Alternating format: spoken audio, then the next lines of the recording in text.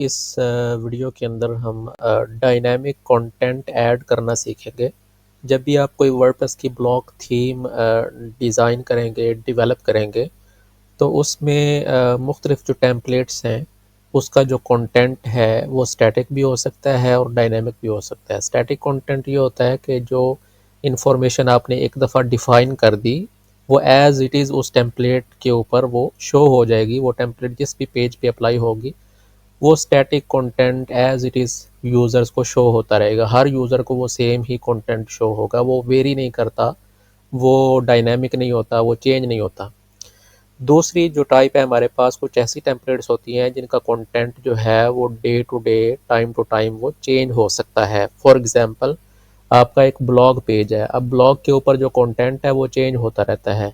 आप नई नई पोस्ट उसके अंदर ऐड करते रहते हैं, तो जैसे जैसे आप पोस्ट ऐड करते जाते हैं, आपका वही ब्लॉग पेज जो है वो डायनेमिकली आपकी पोस्ट्स को शो करवाता है। तो ये एक एग्जांपल है डायनेमिक कंटेंट की।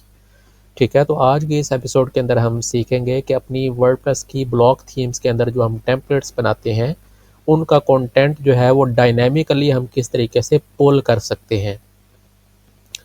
तो इसमें अगर हम थोड़ा सा बैक में जाएं, ये कुछ चीज़ें हैं यहाँ पर मेंशन्ड हैं, इनको आप देख सकते हैं। ये ब्लॉग है हमारा blog.codoplex.com, इसको आप फॉलो कर सकते हैं। इस पे सारे कोर्सेज़ का जो रिटन कंटेंट है वो आपको मिल जाएगा।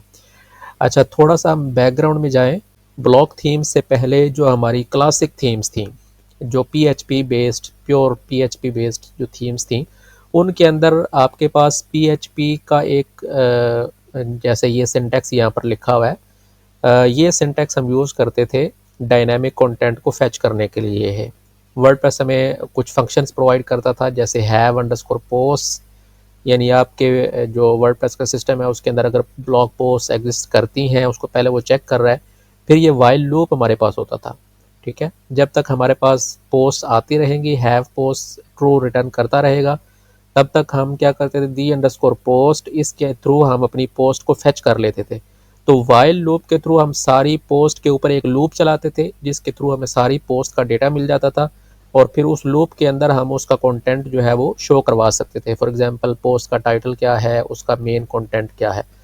तो क्लासिक थीम्स के अंदर इस तरीके से हम डायनामिकली अपने जो वर्डप्रेस का ब्लॉग है या कोई भी डायनामिक कंटेंट है, उसको हम लूप के थ्रू फेच किया करते थे। अब जब हम ब्लॉक थीम्स के अंदर आ गए, तो अब ब्लॉक थीम्स के अंदर आपको पता है पीएचपी नहीं होती, वो तो सिंपल आपकी index dot H T M L based आपकी टेम्पलेट्स होती हैं। तो अब इसके अंदर हम वही कंटेंट डायनामिकली किस तरीके से फेच करते हैं, ये आज का हमारा टॉपिक है। इसको हम पिछली एपिसोड्स के अंदर स्टार्ट में जब टेम्पलेट्स हमने स्टडी की थी, तो उसमें हमने थॉरोली इसको स्टडी किया था।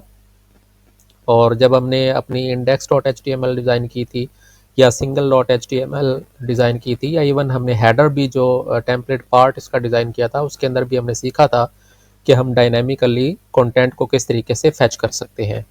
तो मेन जो चीज़ है इस यहाँ पर सीखने वाली, वो ये आपका क्यूरी लूप ब्लॉक है। ठीक है, तो अगेन ब्लॉक थीम्स के अंदर सारी चीज़ें ब्लॉक बेस्ड हैं। तो इसी तरीके से वर्डप्रेस हमने क्यूरी लूप ब्लॉक एक प्रोवाइड करता है। ठीक है, इस ब्लॉक के थ्रू हम डायनामिकली वर्डप्रेस का जो डेटा है या कंटेंट है उसको फेच कर सकते हैं।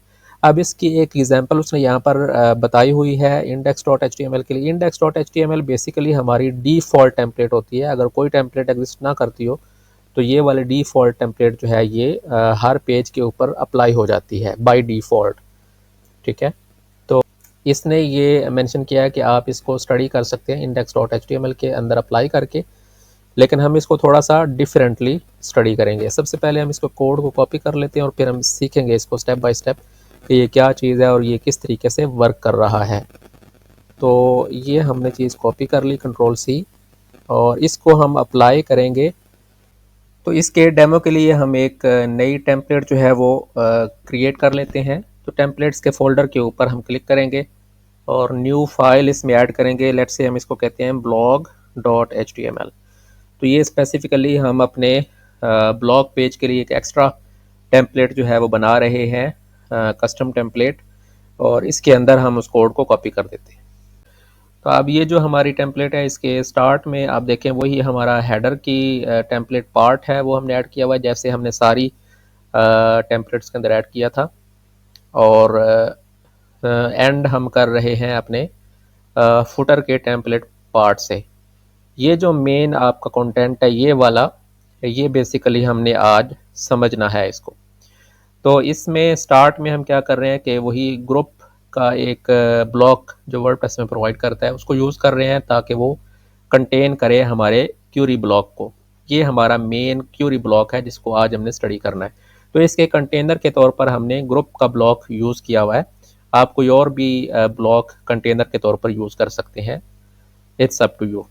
तो ये ब्लॉक क्या है, किस तरीके से वर्क करता है, ये हम डिटेल के अंदर स्टडी कर रहे हैं। जस्ट ये आपने मेन चीज़ यहाँ पर नोट करनी है, यहाँ पर आपने टैग नेम बताया हुआ है कि आप इस ये जो ग्रुप ब्लॉक है इसके लिए टैग नेम क्या यूज़ करना चाहते हैं। तो मेन का यूज़ किया, तो यहाँ पर भी उसने देखें मेन ही यूज़ किया हुआ है। अगर आप डिव यूज़ करना चाहते हैं तो फिर यहाँ पर आप डिव मेंशन करेंगे और यहाँ पर भी आप डिव टैग ही इस्तेमाल करेंगे HTML का।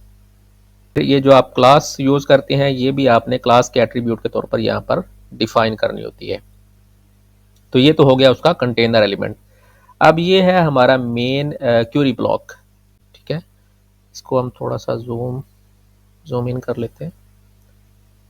तो अब ये है हमारा main query block. Query block क्या है, ये सिंपल जैसे हमारा लूप होता है, वाइल लूप जो हमने क्लासिक थीम्स के अंदर यूज़ करते थे, बिल्कुल इसी तरीके से ये वर्क करता है। WP:query इसका नेम है। अब इसके अंदर इसके कुछ एट्रीब्यूट्स हैं। सबसे पहले आप इस क्यूरी के लिए एक आईडी डिफाइन कर सकते हैं यूनिक, और फिर ये आपके मेन क्यूरी के पैरामीटर्स हैं यहाँ से लेकर यहाँ तक। इसमें चंद चीज़ें आपने बतानी होती हैं, जैसे आप इस क्यूरी के थ्रू कितने आइटम्स को फैच करना चाहते हैं, पर पेज आप कितने आइटम्स को शो करवाना चाहते हैं। जैसे पेजिनेशन होती है वो उसके लिए यूज़ होता है। तो यहाँ पर हम बता रहे हैं कि आपने एक पेज के ऊपर 5 आइटम्स शो करवाने हैं। आप इसको चेंज भी कर सकते हैं, लेट्स से हम इसको 10 कर देते हैं।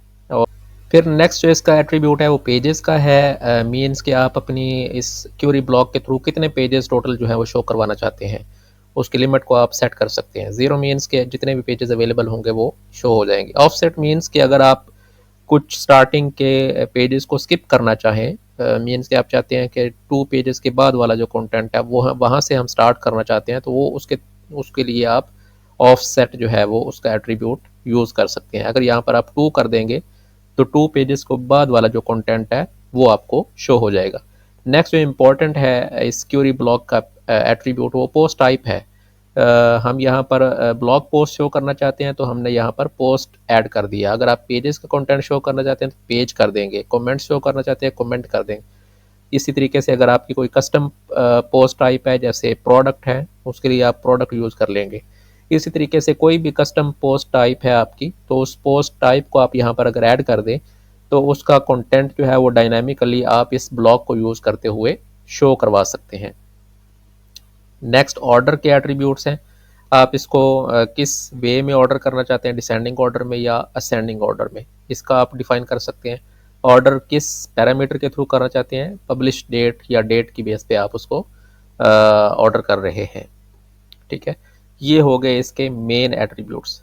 फिर इसके थ्रू आपको इंडिविजुअल पोस्ट जो है वो उनका डेटा जो है वो मिल जाएगा। अब नेक्स्ट हमारे पास है WP:post-template का ब्लॉक अवेलेबल है हमारे पास। इसका नेम है WP:post-template, ठीक है, यहाँ से लेकर यहाँ तक।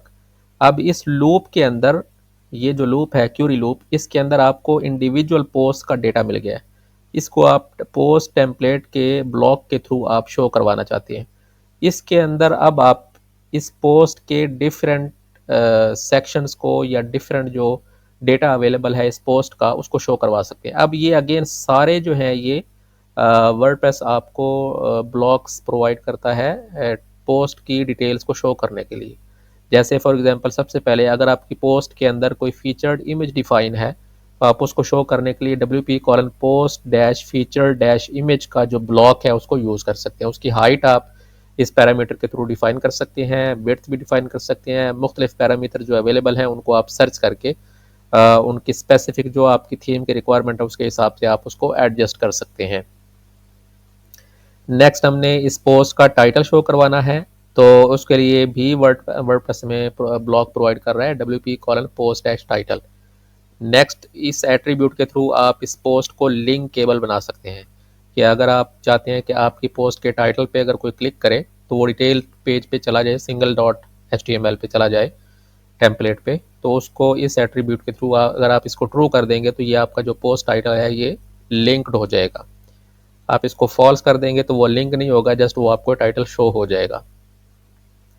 नेक्स्ट, हम इसकी पोस्ट की डेट शो करवा रहे हैं, फिर उसकी शॉर्ट समरी एक्सेप्ट को शो करवा रहे हैं, और फिर उसके बाद सेपरेटर है। सेपरेटर के बाद अपना नेक्स्ट पोस्ट जो है उसका कंटेंट आपको उस लूप के अंदर शो हो जाएगा। तो यहाँ तक आपका सारी पोस्ट जो है वो शो हो जाएंगी। नेक्स्ट आपका पेजिनेशन का ब्लॉक है, क्यूरी डैश पेजिनेशन। इस क्यूरी के अंदर हम चूँकि पेजिनेशन भी यूज़ कर रहे हैं, पर पेज हम 10 आइटम्स शो कर रहे हैं, तो पेजिनेशन नीचे बॉटम पे शो होगी। तो उसमें प्रीवियस का बटन होता है आपके पास, नेक्स्ट का बटन होता है, और सेंटर में आपके जितने अवेलेबल पेजेस होते हैं वो शो हो जाते हैं। तो ये चीज़ें स्टैंडर्ड हैं वर्डप्रेस के ब्लॉक्स। इसी तरीके से यही ब्लॉक्स हैं जो हर जगह पर यूज़ हो रहे होंगे। तो जैसे जैसे आप इसको यूज़ करेंगे तो आपको ये नेम्स जो है ये याद हो जाएंगे, या अगर याद ना भी हो तो इनको आपको रटा लगाने की ज़रूरत नहीं है। जस्ट आप इसको पता होना चाहिए कि ये ब्लॉक जो है ये किस पर्पज़ के लिए काम कर रहा है। आप इसको डेमो करके देख लेंगे, दैट्स इनफ। आपका कॉन्सेप्ट क्लियर होना चाहिए कि इस ब्लॉक का क्या पर्पज़ है, और इसके मुख्तलिफ जो पैरामीटर्स हैं आपको पता होना चाहिए कि इसको मैंने अगर सर्च करना है तो मैं इस किसी भी ब्लॉक को सर्च करके इसके एट्रीब्यूट्स को देख सकता हूँ, अपनी कस्टम रिक्वायरमेंट्स के हिसाब से उनको एडजस्ट कर सकता हूँ। तो यहाँ पर फिर इस क्यूरी ब्लॉक को हम एंड कर देते हैं। तो ये हमारी एक ब्लॉग पेज के लिए कस्टम जो टेम्पलेट है वो बन चुकी है। अब इसको हम देखते हैं बैक एंड पे कि ये किस तरीके से शो होगी। तो इसमें अगर हम अपीयरेंस और उसके बाद एडिटर के अंदर जाएं तो यहाँ पर हमारे पास ये टेम्पलेट्स का सेक्शन है, इसके ऊपर अगर हम क्लिक करें तो अब यहाँ पर हमें वो सारी जो टेम्पलेट्स हैं वो शो हो जाएंगी। तो यहाँ पर आप देखें ये हमारी ब्लॉग की टेम्पलेट है जो अभी हमने डेवलप किया। इस पर अगर हम क्लिक करें तो अब यहाँ पर आप देखें आपको ये एक सेक्शन शो हो रहा है कि इसके अंदर कुछ इनवैलिड कंटेंट है। अब ये आपको कई दफ़ा ऐसा हो सकता है क्योंकि वर्डप्रेस जो है ये अपने कोड को चेंज करता रहता है, तो उसके लिए वो रिकवरी का ऑप्शन भी सजेस्ट करते हैं। तो इसका तरीक़ाकार ये होगा कि अगर आपको इस तरीके का कंटेंट नज़र आए तो आपने जस्ट सिंपली इस बटन पे क्लिक करना है, अटेम्प्ट रिकवरी। तो कोड के अंदर आपको थोड़ी बहुत एडजस्टमेंट जो है वो चाहिए होती है। तो वो अब आप कैसे देखेंगे कि इसने किस तरीके से इस कोड को चेंज किया और हमारे कोड के अंदर क्या इशू था, तो वो अगर आप देखना चाहें तो उसका तरीक़ाकार ये होगा। बल्कि पहले हम इसको भी फिक्स कर लेते हैं। अगेन हम इस पर क्लिक करेंगे, अटेम्प्ट रिकवरी। ठीक है, अब ये फिक्स हो चुका है। अब हम इसका कोड देखना चाहते हैं। सिंपली आपने क्या करना है, इस पे जाना है, ये जो 3 डॉट्स हैं इस पर क्लिक करें और यहाँ पर कोड एडिटर पर क्लिक कर दें। तो ये हमारा अब कोड शो हो रहा है। तो सिंपली हम क्या करेंगे, इस कोड को कॉपी करेंगे, Ctrl+A Ctrl+C, और इसको हम अपनी blog.html के ऊपर अप्लाई कर देंगे। तो इससे क्या होगा कि आपको लेटेस्ट जो वर्डप्रेस का कोड है जो ब्लॉग्स के लिए है वो आपको शो हो जाएगा। तो आपने इसको यूज़ कर लेना सिंपली। अब इसको हम टैब्स को यूज़ करके प्रॉपरली इस कोड को अलाइन कर लेते हैं। कोड की जो अलाइनमेंट है ये आप ज़रूर किया करें, ये बेस्ट प्रैक्टिस है। इससे आपको कोड जो है वो विजुअली आप अच्छे तरीके से इसको अंडरस्टैंड कर सकते हैं। फिर नेक्स्ट जो है हमारे पास ये टेम्पलेट है, यहाँ से लेकर wp:post टेम्पलेट, और यहाँ पर ये एंड हो रही है। आपको कोड को अंडरस्टैंड करना आना चाहिए। तो जस्ट ये नहीं है कि आप कॉपी पेस्ट कर लें और आपको पता ना हो कि ये कोड किस पर्पज़ के लिए है और इसको किस तरीके से यूज़ करना है। तो अगर आपको कॉन्सेप्ट क्लियर होगा तो आपको पता है कि ये हमारी पोस्ट का ब्लॉक है यहाँ तक। ठीक है, इसके अंदर फिर सिंपली इसका लेआउट है, टाइप डिफ़ॉल्ट है, और पोस्ट की फीचर्ड इमेज हम यूज़ कर रहे हैं। उसी तरीके से टाइटल है, उसको लिंक किया हुआ है, डेट है, एक्सेप्ट यानी समरी है, और सेपरेटर के लिए आपने wp:सेपरेटर का ब्लॉक यूज़ किया हुआ है, और उसके अंदर फिर हमने HR के ज़रिए इसको जो हॉरिजॉन्टल रूल है HTML का टैग वो यूज़ किया हुआ है। उसके लिए कुछ क्लासेस भी यूज़ की हुई हैं, आप इसको क्लासेस को यूज़ कर सकते हैं, चेंज भी कर सकते हैं इसको।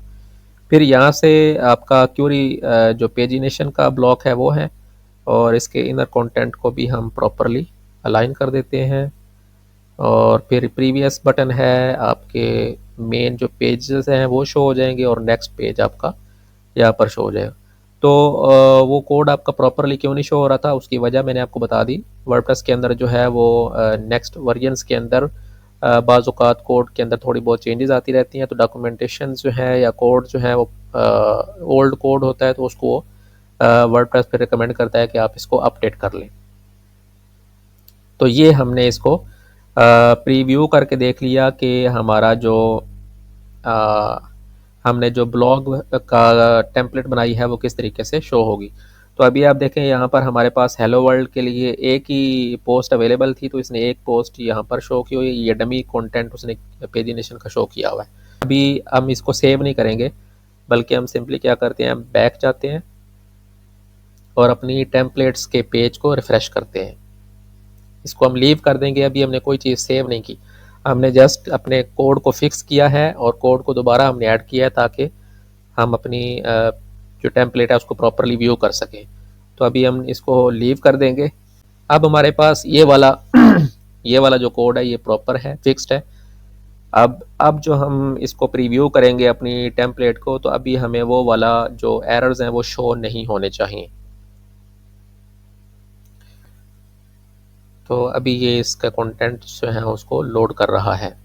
सिमिलरली आप देखें, ये जो हमने ब्लॉक्स डैश डेमो की टेम्पलेट ऐड की थी प्रीवियस वीडियोस के अंदर, इसमें भी आपको कुछ कंटेंट जो है वो प्रॉपर शो नहीं हो रहा। तो इसको भी उसी तरीके से आप अटेम्प्ट रिकवरी करके इसका लेटेस्ट कोड जो है वो अपनी टेम्पलेट के अंदर ऐड करके इसको दोबारा देखेंगे तो ये फिक्स्ड हो जाएगा। सिमिलरली आपने जो भी टेम्पलेट्स ऐड किए हैं उसके अंदर अगर आपको कोई भी ओल्ड कोड शो हो और उसके अंदर वार्निंग शो हो, तो जस्ट सिंपली आपने रिकवर करना है उसको कोड को, और अपनी उसको जो फिक्स्ड कोड है उसको आपने रेलेवेंट जो टेम्पलेट की फाइल है उसके अंदर ऐड करके तो अपनी थीम को प्रॉपरली आपने कोड करना है। अब आप देखें, ये जो हमारी ब्लॉक की टेम्पलेट है ये प्रॉपरली शो हो रही है और उसके अंदर कोई एरर या वार्निंग्स हमें या रिकवरी के नोटिफिकेशन हमें शो नहीं हो रहे। तो ये अब आपकी प्रॉपर टेम्पलेट बन चुकी है। आप जैसे जैसे आप इसके अंदर ब्लॉग पोस्ट ऐड करेंगे वो यहाँ पर टॉप टू बॉटम वो शो होती जाएंगी। फिर आप इसको डिज़ाइन भी कर सकते हैं, आप इसको मल्टी कॉलम लेआउट के अंदर कर सकते हैं। वो अगेन फिर आपकी थीम की डिज़ाइनिंग पे डिपेंड करता है।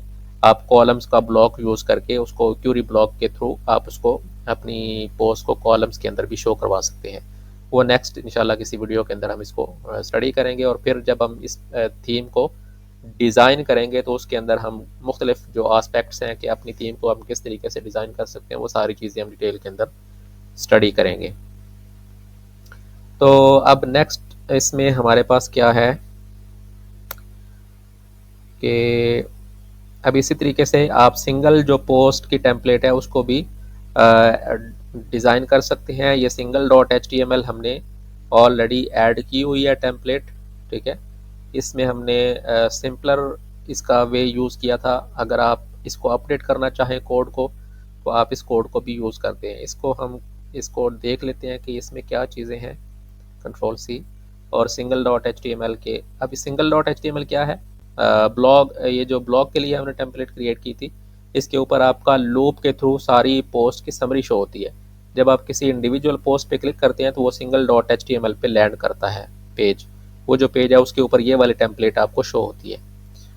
तो इसमें क्या हो रहा है कि इसमें हमने इसको रिपीट कर दिया है। हेडर का ब्लॉक हम ऑलरेडी यूज़ कर रहे थे, इसको एज इट इज़ रहने देंगे। इसी तरीके से फुटर भी हम यूज़ कर रहे थे। ये मेन आपका जो कंटेंट है वो ये वाला है। अगेन उसमें सिंपल हम पोस्ट के जो ब्लॉक्स हैं उनको यूज़ कर रहे थे, यहाँ पर हमने उसको कंटेनर के अंदर ऐड कर दिया है। ग्रुप के ब्लॉक के अंदर हमने उसको कंटेन कर दिया है और मेन का टैग हम यूज़ कर रहे हैं और क्लास नेम हमने इसको दे दी सिंगल डैश पोस्ट। आप इसको चेंज भी कर सकते हैं। नेक्स्ट ये हमारे उसके मेन पोस्ट के जो मुख्तलिफ ब्लॉक्स हैं ये अवेलेबल हैं, इनको आप यूज़ कर सकते हैं। फीचर्ड इमेज शो करवाना चाहते हैं वो शो करवा सकते हैं। टाइटल, डेट, आप इस ब्लॉग पोस्ट का ऑथर कौन है उसकी डिटेल को शो करवा सकते हैं। और फिर मेन जो उस पोस्ट का मेन कंटेंट है, जो डिटेल डिस्क्रिप्शन है, वो आप इस ब्लॉग के थ्रू शो करवा सकते हैं।